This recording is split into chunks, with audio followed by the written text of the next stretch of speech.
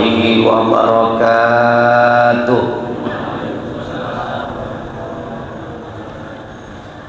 Bismillah walhamdulillah wassalatu wassalamu ala rasulillah wa ala alihi wa ashabihi wa mawalah. La haula wa la quwwata illa billah. Amma ba'du. Rabbi shrah li sadri wa yassir li amri wahlul 'uqdatam min lisani yafqahu qawli. Galal muallifu rahimahullah. Hadirin jamaah Masjid Jami' Keramat Luar Batang yang insyaallah senantiasa dirahmati oleh Allah Subhanahu wa ta'ala. Alhamdulillah, kita bersyukur kepada Allah malam hari ini dengan pertolongan Allah kembali kita diperkumpulkan di masjid ini yang alhamdulillah perkumpulan kita malam hari ini dalam rangka thalabul ilmi yang sudah kita buka dengan pembacaan tawasul, pembacaan hadiah untuk ahli kubur, dan insyaallah pengajian kita akan diakhiri dengan sholat isya berjamaah. Kita berharap mudah-mudahan kumpulnya kita menyebabkan turunnya rahmat Allah Subhanahu wa ta'ala. Mudah-mudahan kita tidak keluar dari tempat ini melainkan dosa-dosa kita dalam keadaan diampuni oleh Allah Subhanahu wa ta'ala, baik dosa-dosa yang lalu maupun dosa-dosa yang akan datang, hingga akhir hayat kita Allah wafatkan dalam husnul khatimah. Amin ya rabbal.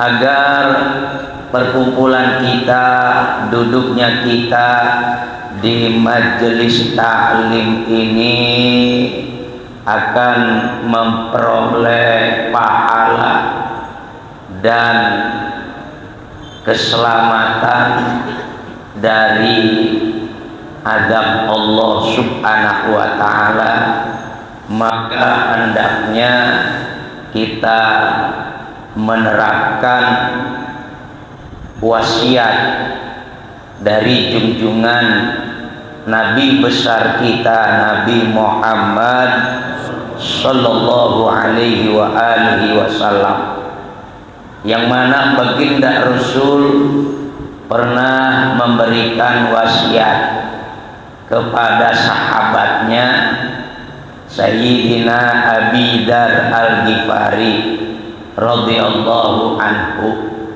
yang namanya adalah Sayyidina Jundub bin Junadah. Rasulullah memberikan wasiat kepada Abi Dzar Al-Ghifari, juga kepada kita sebagai umatnya. Apa kata baginda Rasul? Ya Aba Dzar jaddidis safinata. Hei Aba Dzar, perbarui kapal laut. Perbarui kapal laut. Karena kapal laut itu berjalannya di atas rel apa di atas aspal? Oh, pertanyaannya salah ya. Kapal laut berjalan di atas air laut. Yang kita ketahui bersama, fa innal bahra amiqun. Kata baginda Rasul, sesungguhnya lautan itu amat sangat luas, amat sangat dalam. kalau nggak selalu menyervis kapal laut, nggak memperbarui kapal laut, maka ketika kapal laut berjalan di atas laut yang amat sangat luas dan dalam, dikhawatirkan terjadinya kerusakan. Kalau sudah terjadinya kerusakan, maka akibatnya fatal. Betul ya? Karena begitu luas lautan, begitu amat sangat dalam itu lautan. Apa ini maksudnya? Bahasa kiasan. Kata Nabi, ya Abadar, jadidis safinah, perbarui kapal laut, wa innal bahra amihun, karena kapal laut berjalan di lautan dan lautan itu amat sangat luas dan amat sangat dalam. Maksudnya adalah perbarui niat kita semua.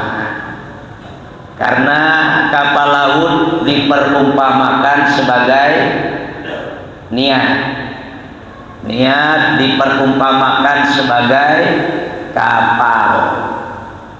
Perbarui niat kita semua agar mendapatkan pahala-pahala di sisi Allah dan juga mendapatkan keselamatan daripada siksa Allah Subhanahu wa ta'ala. Sebagaimana Al-Imam Umar Al-Faruq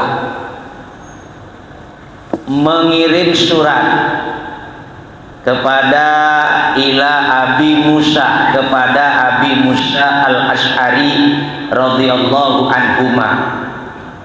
Al-Imam Faruq menulis surat yang akan dikirim kepada Abi Musa Al-Asy'ari. Apa isi surat yang ditulis oleh Al-Imam Umar Al-Faruq? Man khalasat niyatuhu kafahullahu ta'ala ma bainahu wa bainan nas. Isi surat itu yang ditulis oleh Al-Imam Umar Al-Faruq, man khalasat, barang siapa yang tulus, niyatuhu, niatnya, berangkat dari rumah ingin sholat berjamaah sekalian cari ilmu, niatnya tulus ikhlas karena Allah. Berangkat keluar dari rumah berjalan menuju ke Masjid Jami Keramat Luar Batang, tujuannya untuk berziarah ke makam seorang al-wali min auliyaillah al-Qutub Al-Habib Husain bin Abi Bakar Al-Idrus sahibil Magam. Niatnya tulus ikhlas karena Allah Subhanahu wa ta'ala. Apa kata Al-Imam Umar Al-Faruq? Kafahullahu ta'ala ma bainahu wa bainan nas. Maka Allah Subhanahu wa ta'ala akan memberikan kecukupan baginya antara orang lain, di antara orang lain diberikan kecukupan oleh Allah Subhanahu wa ta'ala. Jadi kalau emang kita mau jadi orang kaya, gampang. Bagaimana caranya? Selalu mengikhlaskan dan mentuluskan setiap kerjaan yang akan kita kerjakan, setiap larangan-larangan yang akan kita tinggalkan, dan setiap pekerjaan-pekerjaan daripada perintah-perintah Allah yang akan kita kerjakan, tancapkan niat, tanamkan niat yang ikhlas, yang tulus karena Allah Subhanahu wa taala. Niscaya orang yang seperti itu akan diberikan kecukupan oleh Allah. Kalau orang sudah diberikan kecukupan oleh Allah, maka kategori orang itu orang kaya. Orang kaya, orang yang merasa cukup, orang yang banyak duitnya, yang banyak tabungannya, yang banyak kontrakannya. Belum tentu kalau ia itu menjadi orang kaya. Bisa jadi ia merasa kurang. Orang kaya itu adalah orang yang merasa cukup. Jadi tancapkan niat ketika kita akan melakukan apa yang kita akan lakukan daripada perintah-perintah Allah Subhanahu wa taala, perintah-perintah daripada baginda Rasul, hendaknya pasang niat dan perbarui terus niatnya agar dapat pahala dan memperoleh keselamatan dari siksa Allah Subhanahu wa taala. Dari banyak orang lain beda sendiri. Orang yang niatnya tulus beda dengan orang-orang yang niatnya kurang tulus. Sehingga ada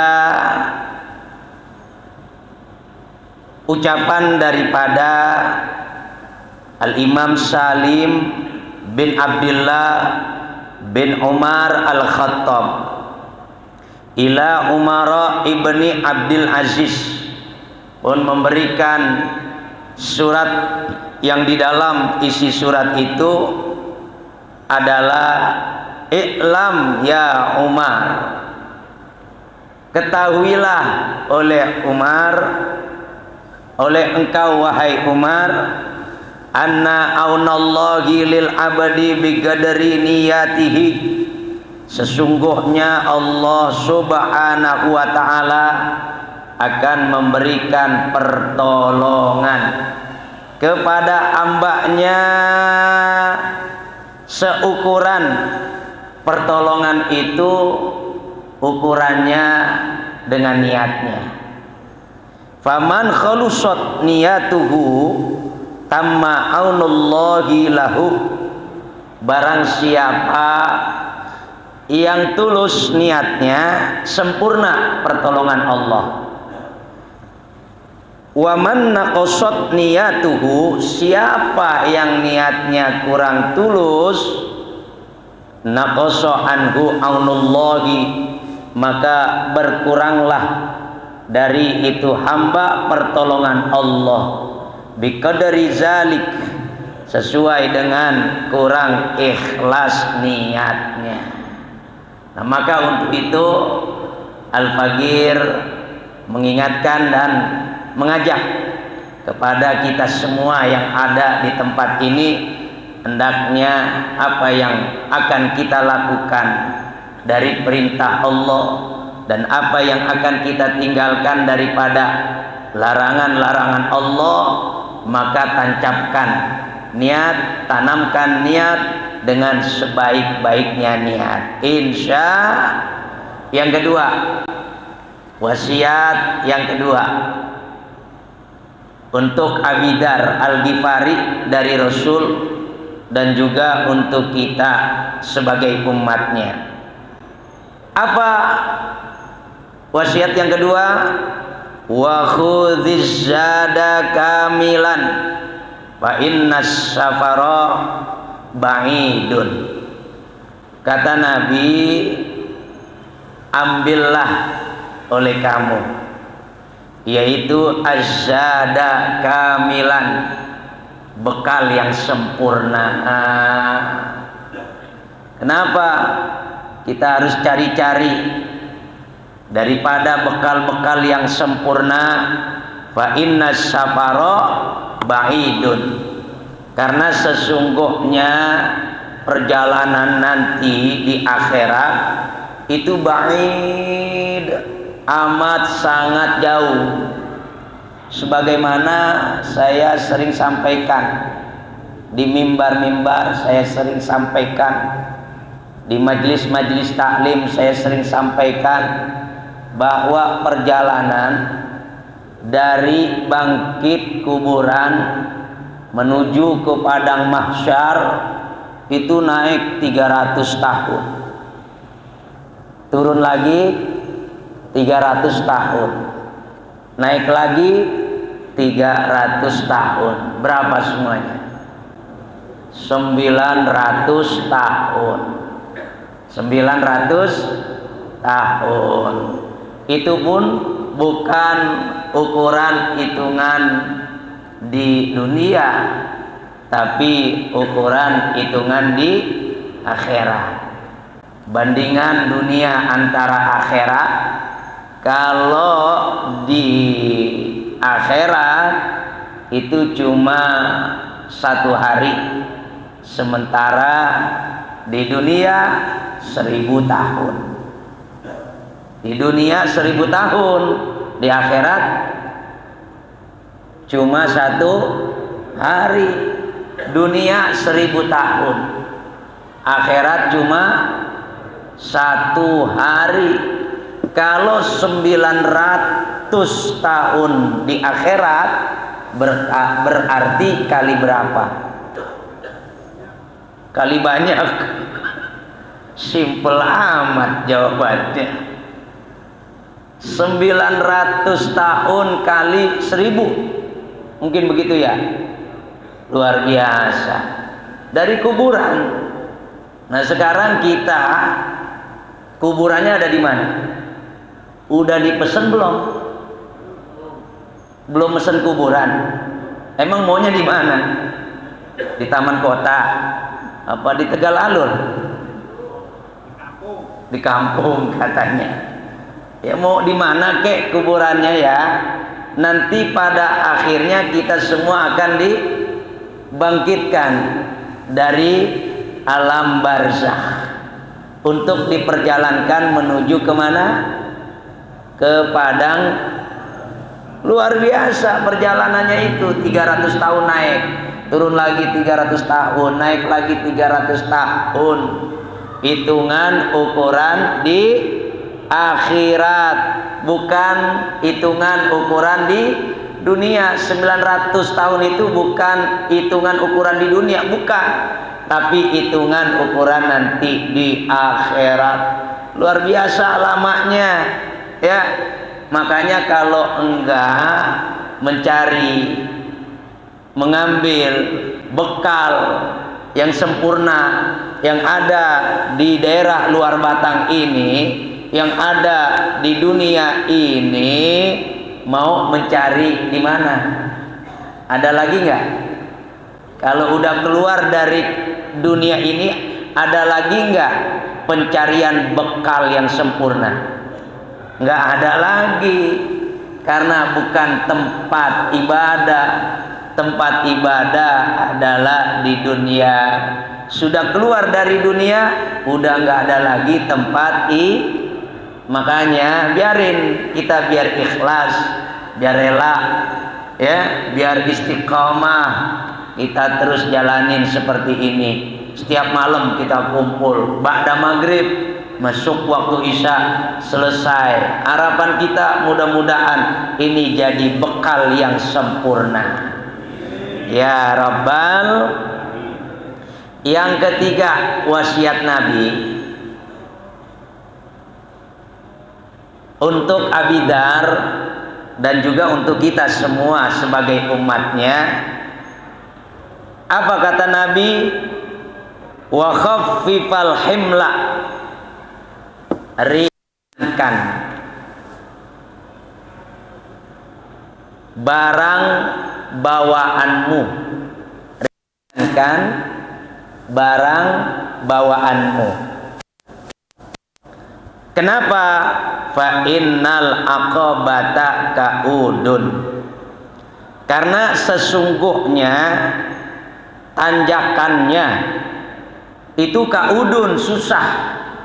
Jadi bangkit kita dari kuburan bukan hanya naik 300 tahun, turun 300 tahun, naik lagi 300 tahun.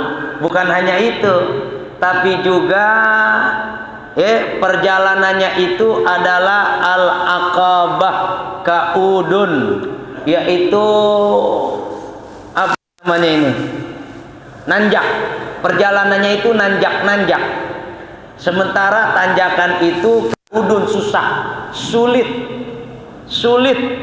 untuk ditempuh.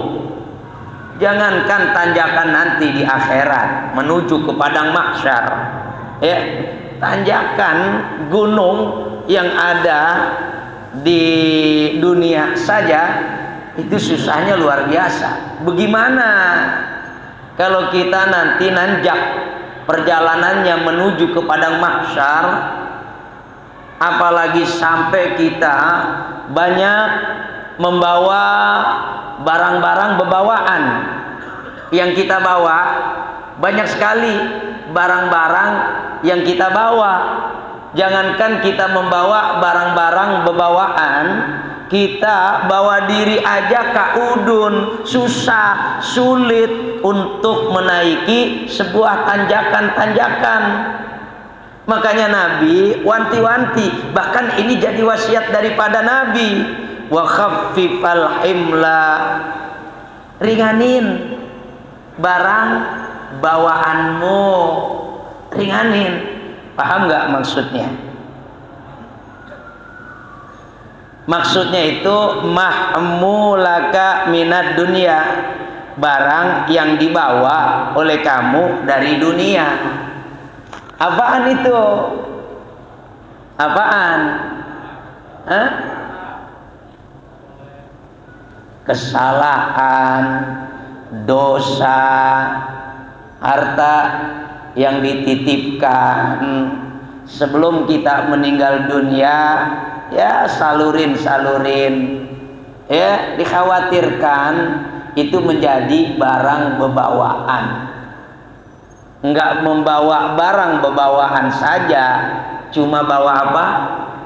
Diri sendiri itu susah. Bagaimana kita membawa barang bawaan? Ringanin itu semua. Jabatan, pangkat, kedudukan yang dititipkan oleh Allah, hendaknya salurkan sebaik-baiknya menyalurkan. Harta amanat, titipan daripada Allah. Ilmu dititipkan juga oleh Allah. Sampaikan terus, salurkan terus. Jangan sampai sebelum kita menyalurkan, kita sudah dipanggil oleh Allah. Ajal tiba, datang di tengah-tengah kehidupan kita, sementara kita belum menyampaikan amanah jabatan berupa pangkat, jabatan, kedudukan, berupa harta, berupa ilmu, dan juga yang lain-lainnya. Na'udzubillah min. Itu yang ketiga. Yang keempat, wasiat Nabi untuk Abi Dzar Al-Ghifari dan juga untuk kita semua. Nanti sebelum pengajian kita ditutup dengan doa, akan ada pertanyaan. Siapa yang bisa menjawab, maka insya Allah akan dapat hadiah langsung berupa sepeda. Siap. Wasiat yang keempat, kata baginda Rasul sallallahu alaihi wa alihi wasallam, wa akhlisil amala wa innan naqida, dan ikhlaskanlah amalan-amalan yang dikerjakan. Wa innan naqida, karena sesungguhnya an-naqida, dari amalan-amalan yang dikerjakan, yang diamalin nih sama kita, ya, itu ada yang mengawasi. Siapa yang mengawasi? Basirun, Tuhan Allah Subhanahu wa taala yang amat sangat maha melihat. Makanya dalam Quran ditegaskan oleh Allah Subhanahu wa taala, wattaqullah, takutlah kalian kepada Allah. Innallaha, sesungguhnya Allah Subhanahu wa taala khabirum bima ta'malun. Allah itu adalah Tuhan yang amat sangat maha memperhatikan. Memperhatikan apa? Bima ta'malun, kepada apa-apa yang kita amalkan, yang kita kerjakan. Allah mengetahui ikhlas apa enggak ikhlasnya, ya, diketahui oleh Allah karena diperhatiin sama Allah Subhanahu wa taala. Nih 4 wasiat, terapkan selama kita hidup di alam dunia ini, niscaya nanti di alam barzakh selamat, maka nanti di akhirat masuk surga Allah Subhanahu wa taala. Apa yang pertama tadi? Perbaiki niat. Apa yang kedua? Ambil bekal yang sempurna. Jangankan dari kuburan ke padang mahsyar, ya, dari luar Batang ke Surabaya aja kita enggak bawa bekal yang banyak, kira-kira di jalan bagaimana? Bawa bekal dari luar Batang ke Surabaya cuman 10.000, bagaimana itu? Ya, apalagi perjalanan dari kuburan ke padang mahsyar yang tadi perjalanannya sampai berapa tahun tadi? 900. Hitungan ukuran di mana? Akhirat. Itu yang kedua. Yang ketiga, ringankan barang bebawaan yang ada di dunia ini, ringanin ya. Jadi diinfakin dah, disedekah-sedekahin dah, ya, jangan ditumpuk-tumpuk. Maksudnya itu begitu. Numpuk-numpuk aja cilaka, apalagi sampai nimbun. Sehingga dengan ditimbunnya akhirnya rakyat jadi sengsara, celaka itu. Jangankan menimbun-nimbun harta, ngumpul-ngumpulin harta, numpuk-numpukin harta yang nggak ada tujuannya, celaka. Ya, makanya Nabi bilang, ringankan barang bebawaan kamu, karena perjalanan menuju ke padang mahsyar itu nanjak, naik, susah dan sulit untuk ditempuh. Yang keempat, terakhir wasiatnya apa? Ikhlaskan amalan yang kita amali, karena sesungguhnya amalan kita semua itu ada yang ngawasin. Siapa yang ngawasin? Ya, CCTV mah kalah, nggak ada apa-apanya. Ya, CCTV mah cuma gambar doang, suaranya nggak kerekam. Tapi kalau CCTV-nya Allah, luar biasa. Sampai dalemannya, bukan suaranya aja, bukan amaliyah daripada jasmaniyahnya saja, kan, tetapi ruhaniyahnya, kolbunya, hatinya diperhatiin nggak? Diperhatiin oleh Allah Subhanahu wa taala. Nah, makanya sama-sama kita untuk berlomba-lomba selalu ikhlas dalam beramal. Baik, itu sebagai pendahuluan daripada bacaan kitab At-Tadhib fi Adillah Matnil Ghayah wa Taqrib. Kelanjutannya, Bismillahirrahmanirrahim. Wa ya'rumu bil haydhi wan nifasi tamaniyatu asya'a. haram bagi wanita yang sedang haid dan yang sedang nifas tamaniyatu asya'a, melakukan 8 perkara. Ada 8 macam yang diharamkan bagi perempuan yang dalam keadaan haid dan dalam keadaan nifas. Apa yang pertama? Yang pertama adalah as-sholatu, sholat. Yang pertama adalah sholat. Lagi haid, lagi nifas, haram hukumnya. Ya, apa artinya haram? Dikerjakan dapat dosa, ditinggalin dapat pahala. Itu arti haram. Yang kedua, wasaumu, puasa. Ya, puasa juga haram. Cuman berbeda. Kalau sholat nggak perlu diqadha.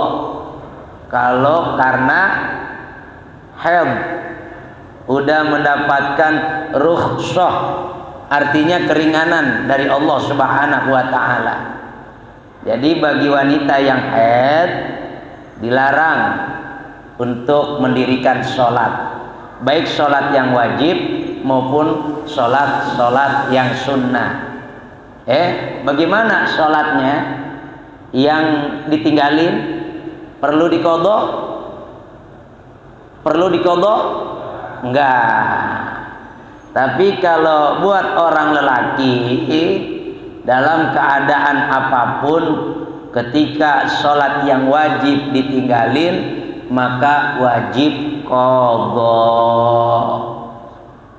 Apapun alasannya, buat orang yang lelaki wajib qadha, apapun alasannya.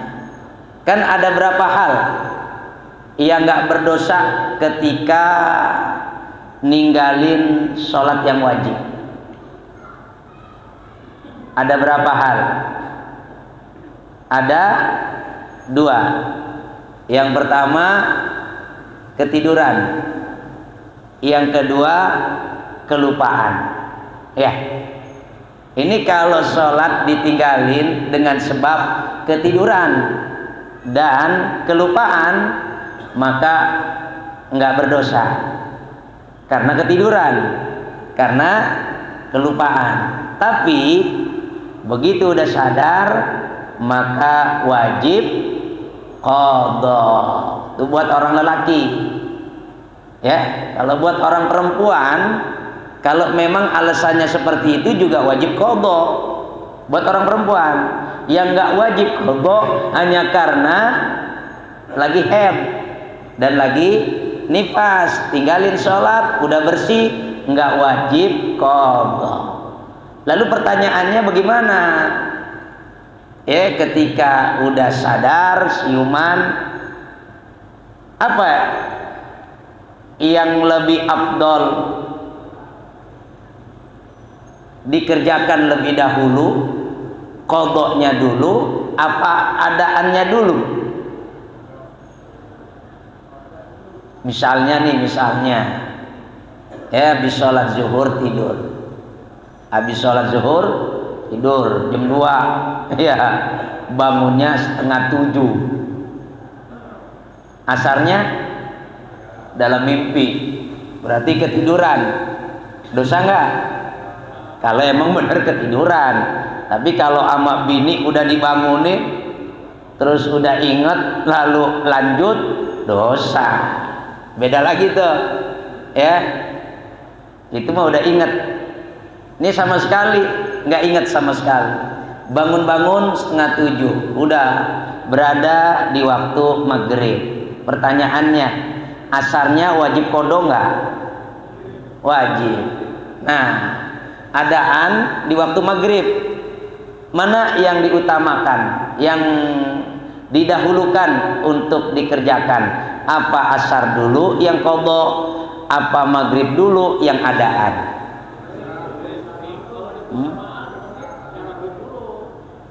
Ya, kalau berjamaah tergantung keadaan ya. Tapi kalau di rumah itu hendaknya asar dulu. Kalau sholatnya emang sendirian, lihat waktunya aja dah. Kalau seandainya masih ada waktu banyak, bisa untuk mengkodok dan sama sholat maghribnya, maka hendaknya asar dulu. Itu yang lebih utama, ya. Tapi kalau mau kita maghrib dulu, emang karena keadaan, sholatnya berjamaah di masjid, ya, maka hendaknya maghrib dulu. Lihat keadaan, begitu. Bahkan para alimil ulama dulu dari ulama salafuna soleh, mereka itu suka mengkodok-kodokkan sholat, ya, dikodok-kodokin sholatnya. Habis asar, sholat asar lagi, habis maghrib lagi, habis isya lagi, habis subuh lagi. Boleh nggak? Boleh. Awas, jangan salah paham. Ustaz kan nggak ada sholat habis sholat subuh, nggak ada sholat habis sholat asar. Ya, kita ngerjain sholat asar setelah sholat asar. Yang kita kerjain adalah kodoknya. Tahu kodok yang kemarin-kemarin, ya, yang dulu-dulu waktu zaman jahiliyah, ya. Waktu masa-masa mudanya banyak sekali kita tinggalin tuh kewajiban, ya. Yang rajin mah baru sekarang doang, ya. Yang mudah-mudahan yang sekarang ini mendapat ridho dari Allah Subhanahu wa Ta'ala. Tapi perhatiin, sebab ada seorang ulama yang tidur sampai ratusan tahun. Begitu dia bangun, Masya Allah, dia kodok-kodokin sholatnya. Ya, habis maghrib lagi, habis isya lagi.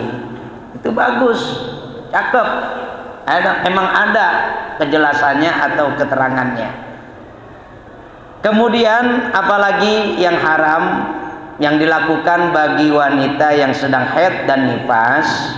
Wa qiraatul Qur'an, membaca Al-Qur'anul Karim, baca Al-Qur'anul Karim. Dia punya tujuan baca Quran, itu hukumnya haram. Bagaimana kalau baca ayat kursi, baca surat Al-Baqarah, tapi niatnya baca wirid? Ini kita punya istri, biasa suka membaca ratib, apa Al-Attas, apa ratib Al-Haddad. Kan di dalamnya ada ayat-ayat, ya, ada firman-firman. Ratib Al-Haddad ada ayat kursinya, ya. Ratib Al-Attas ada ayat-ayat Al-Quran, lau anzalna, ada di dalamnya itu. Ketika lagi haid, lagi halangan, baca ratib atau baca maulid. Dalam maulid kan ada ayat-ayat Al-Quran, ya. Inna fatahna laka fat'am mubina. Itu ayat bukan? Laqad ja'akum rasulun min anfusikum. Ayat bukan? Dibaca tuh lagi haid. Tapi bacanya bukan niat baca Al-Quran, tapi niat baca rawi atau niat baca wirid, baca ratib, itu boleh, nggak diharamkan. Kan niatnya apa? Niatnya apa? Bukan baca Quran, tapi niatnya baca wiridan. Itu bismillah emang apaan? Ayat Al-Quran, setiap surat, ya, ada bismillahnya. Bahkan Nabi bilang Bismillahirrahmanirrahim adalah perhiasan Al-Quran. Kalau pengen tahu Al-Quran gak bagus, Al-Quran kagak cakep, Al-Quran tidak indah kalau nggak ada perhiasannya. Apaan perhiasan Al-Quran? Adalah Bismillahirrahmanirrahim. Bismillah. Makanya setiap surat ada tuh Bismillahnya. Bahkan madhab Imam Syafi'i, orang baca Al-Fatihah dalam sholat enggak diawali dengan Bismillahirrahmanirrahim, maka baca Fatihahnya kagak sah. Kalau baca Fatihahnya kagak sah, maka sholatnya juga enggak sah. Tuh, Bismillah itu perhiasan Al-Quran.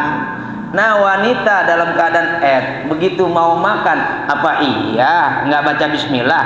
Mau masak, apa iya nggak baca Bismillah? Mau nyuci, apa iya nggak baca Bismillah? Kan nggak mungkin, ya. Tapi asalkan dengan niat bukan baca Al-Quran, tapi baca wiridan. Selama punya niat tidak baca Quran, maka wanita haid dan nifas enggak jadi haram. Kemudian yang keempat, wa massul mushafi wa amluhu, menyentuh Al-Quran, lembarannya, lembaran. Ini lembaran. Mushaf adalah lembaran. Menyentuh lembarannya itu haram.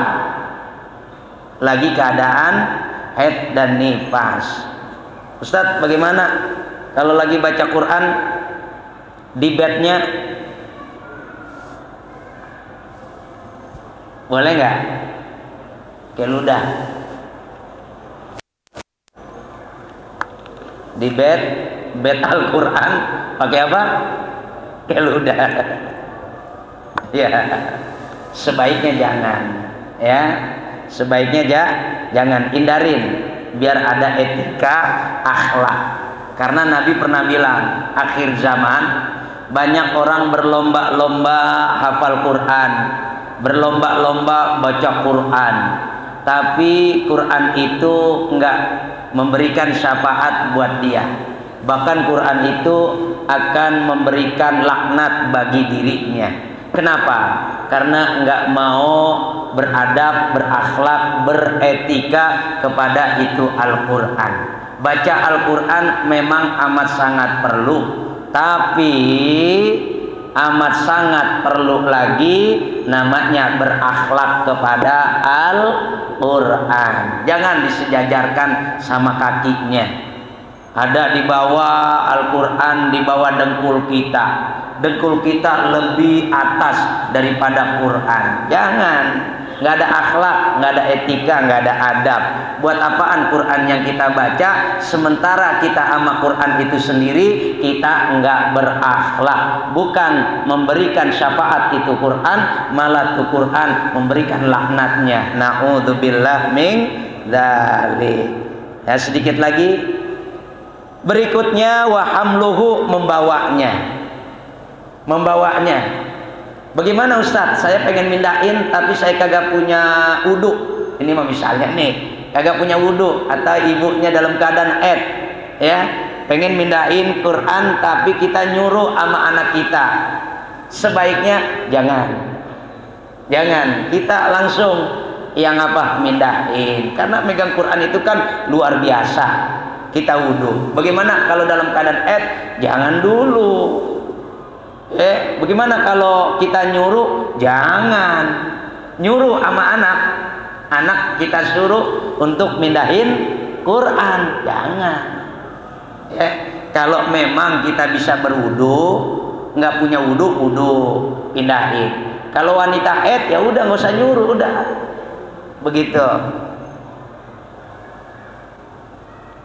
Nanti insya Allah akan disampaikan mengenai tentang kecuali, ada 3 hal yang dalam keadaan darurat.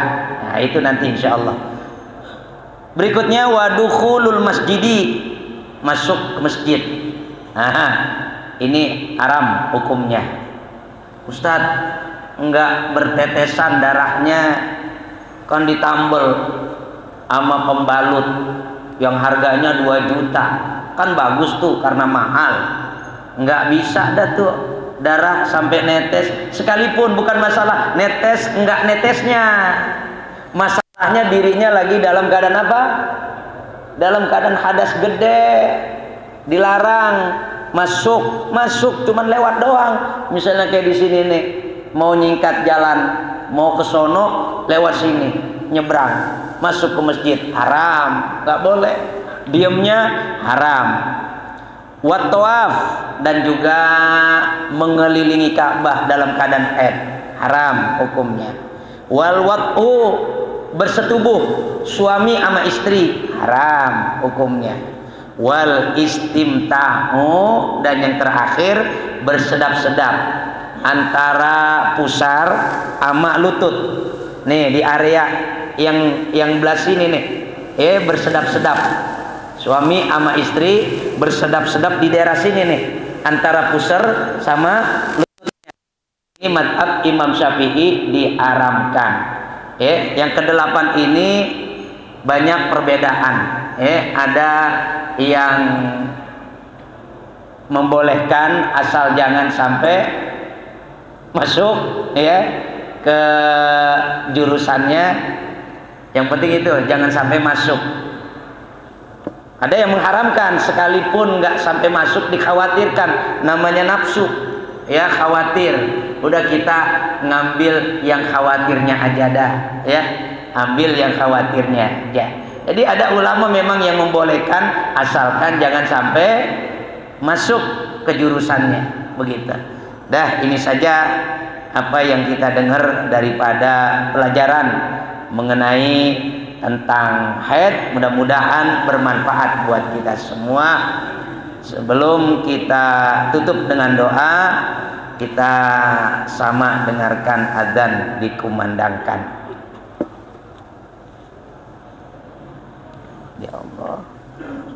Baik, sebelum kita tutup dengan pembacaan doa, barangkali kami persilahkan. Ya. Waalaikumsalam warahmatullahi wabarakatuh. Boleh nggak kita mengkodok sholat buat orang tua kita niatnya karena Allah buat orang tua kita? Iya.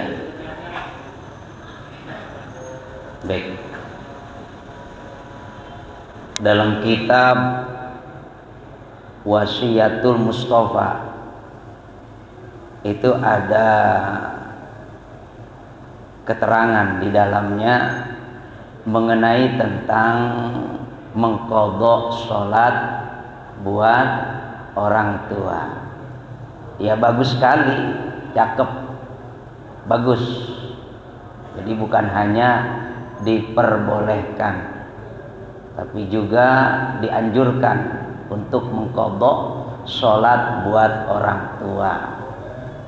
Dalam kitab yang disusun sama Kiai Haji Abdurrahman Nawi almarhum, al-maghfurlah, nama kitabnya Mutiara Ramadan, juga diperbolehkan. Ada sholat yang ditinggali sama orang tua karena sakit, sebelum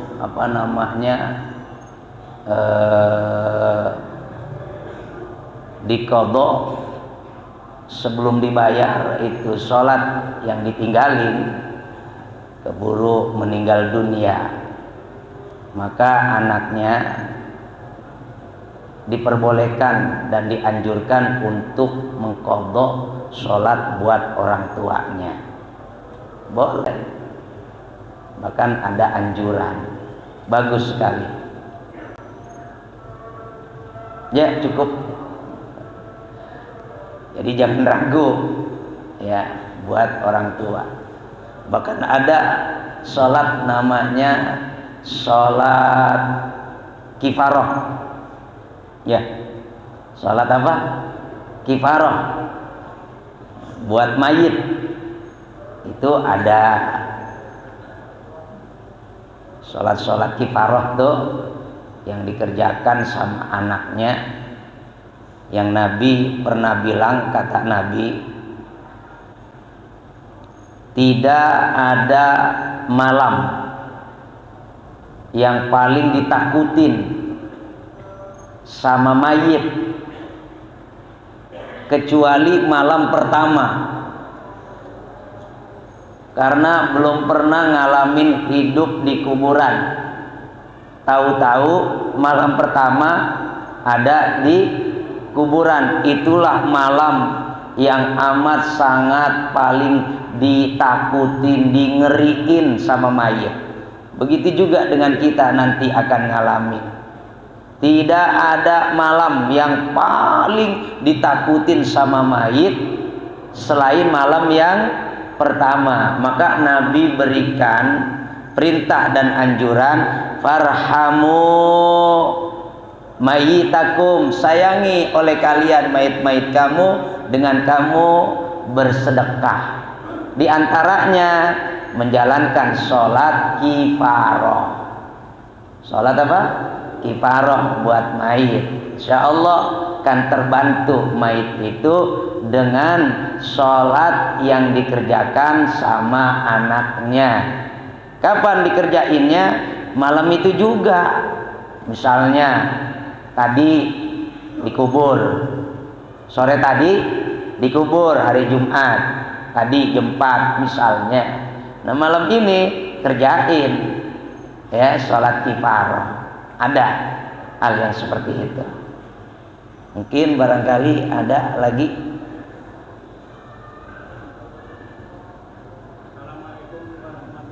Waalaikumsalam warahmatullahi wabarakatuh. Tanya Ustaz, masalah penghibur almarhum. Kalau di tempat saya, Ustaz, itu kalau kita mau menghormati orang tua, itu manggil hafal Al-Quran. Nah, terus kalau sudah manggil hafal Al-Quran, itu kita tidak mengadakan tahlilan untuk mengirim surat ahli kubur orang tua. Itu yang afdal itu yang mana Ustaz? Yang manggil orang hafal Quran apa yang tahlilan? Assalamualaikum warahmatullahi wabarakatuh. Waalaikumsalam warahmatullahi wabarakatuh. Yang dianjurin itu yang ngirimin, yang menghadiahkan untuk almarhum. Sebagaimana wasiat Nabi dalam kitab Wasiatul Mustafa kepada Imam Ali, ya Ali tasaddaq ala mauta. Hei Ali, kata Nabi tuh, bersedekahlah kamu untuk mayit-mayit kamu. Ya, bersedekah ini macam-macam. Ada kita manggil kiai, manggil ustadz sama jamaahnya, kita suguhin makanan karena kita kepingin minta doanya, bacain Quran, bacain tahlil, kirimin hadiah untuk almarhum. Habis itu baru dah kita suguhin makanan minuman. Begitu. Jadi menjadi wasiat. Jadi yang afdol itu adalah ngirimin, menghadiahin, doain ya. Karena doa orang hidup untuk orang yang sudah meninggal dunia itu amat sangat diperlukan, amat sangat dibutuhkan. Nabi adalah manusia yang alaihi ma'anittum. Nabi itu adalah manusia yang alaihi ma'anittum. Nabi itu amat sangat prihatin atas apa-apa yang menimpa kepada umatnya. Prihatin banget Nabi kita. Kagak ada manusia yang amat sangat prihatin selain Nabi besar kita, Nabi Muhammad. Itu dia tuh. Saking prihatinnya Nabi kita nyuruh sama orang yang masih hidup, hendaknya kamu doain orang-orang yang sudah meninggal dunia, dari keluargamu, dari saudara-saudaramu. Sampai-sampai khotib Jumat itu kalau enggak baca doa untuk orang yang udah meninggal dunia, khutbah Jumatnya kagak sah. Ada enggak? doa untuk orang yang udah meninggal di khutbah Jumat yang kedua? Ada nggak? Allahumma gfir lil mu'minina wal mu'minat. Ada nggak? Itu khotib kalau nggak baca doa itu kagak sah khutbahnya. Khutbahnya nggak sah, salat Jumatnya kagak sah. Wal muslimina wal muslimat wal mu'minina wal mu'minat al ahya'i minhum. Ya Allah, ampunkan dosa-dosa mukminin mukminat, muslimin muslimat yang masih hidup maupun yang sudah meninggal dunia. Jadi amat sangat perlu, amat sangat penting. Banyak dalil-dalil dalam Al-Quran mengenai tentang doa-doa orang hidup untuk orang yang sudah meninggal dunia. Saya sudah pernah sampaikan di sini. Bahkan ucapan Nabi Assalamualaikum khusus ya ahlal. Kalau seandainya nggak sampai, itu nggak mungkin Nabi doain. Ya, Nabi kita itu ditegaskan dalam Al-Quranul Karim. Apa kata Allah Subhanahu wa Ta'ala? Nabi kita itu, ya, apa yang diucapin, apa yang diperbuat sama Nabi kita bukan dari hawa nafsu Nabi kita, melainkan in huwa wahyu yuha illa wahyu yuha, kecuali yang Nabi ucapin itu, perbuatan yang Nabi kerjain itu semua wahyu daripada Allah. Ucapan selamat, semoga Allah memberikan keselamatan ya ahlal kubur kepada kalian wahai ahli kubur, itu ucapan Nabi. Itu bukan dari hawa nafsu Nabi yang keluar, tapi wahyu dari Allah. Begitu. Jadi yang lebih afdal kirimin, doain, mau bacain Quran, mau ditahlilin, cuman kita ikutin ajaran orang-orang tua kita dulu, ya, ajaran guru-guru kita terdahulu. Kalau bikin haul biasanya tahlilan, ya tahlilan udah. Di dalamnya kan ada bacaan Quran. Sebelum tahlilan kan ada bacaan Yasin. Yasin itu apaan? Yasin Al-Quran. Ya Al-Quran. Bahkan bukan sekedar Quran tuh Yasin. Kalau pengen tahu, Yasin itu adalah qalbul Quran, jantungnya Al-Quran. Manusia, nih jiwa raga manusia, ya, yang paling penting apanya? Ayo dah, jantungnya sakit semuanya tuh Quran, ada jantungnya, ada hatinya. Apaan? Hatinya Quran, jantungnya Quran adalah surah Yasin. Surah Yasin itu. Makanya ketika surat Yasin itu diturunkan, tujuannya untuk menghibur Nabi kita. Makanya Yasin itu nama Nabi kita. Yasin itu nama Nabi kita. Itu jantung Quran itu, hatinya Quran itu. Makanya jangan sampai kita menganggap remeh sama surat Yasin. Masa Yasin melulu? Yasin melulu, bentar-bentar Yasin. Yang lain ngapa? Hati-hati, nggak boleh sembarangan nganggap remeh. Surat Yasin adalah qalbul Quran. Surat Yasin adalah jantung Al-Quran. Gitu. Mungkin barangkali cukup kiranya ya. Cukup ya. Al-Fatihah. A'udzu billahi minasyaitonir rajim. Bismillahirrahmanirrahim. Alhamdulillahi rabbil alamin. Arrahmanir rahim. Maliki yaumiddin. Iyyaka na'budu wa iyyaka nasta'in. Ihdinas siratal mustaqim. An'amta 'alaihim ghairil maghdubi 'alaihim waladdallin. Amin. Bismillahirrahmanirrahim.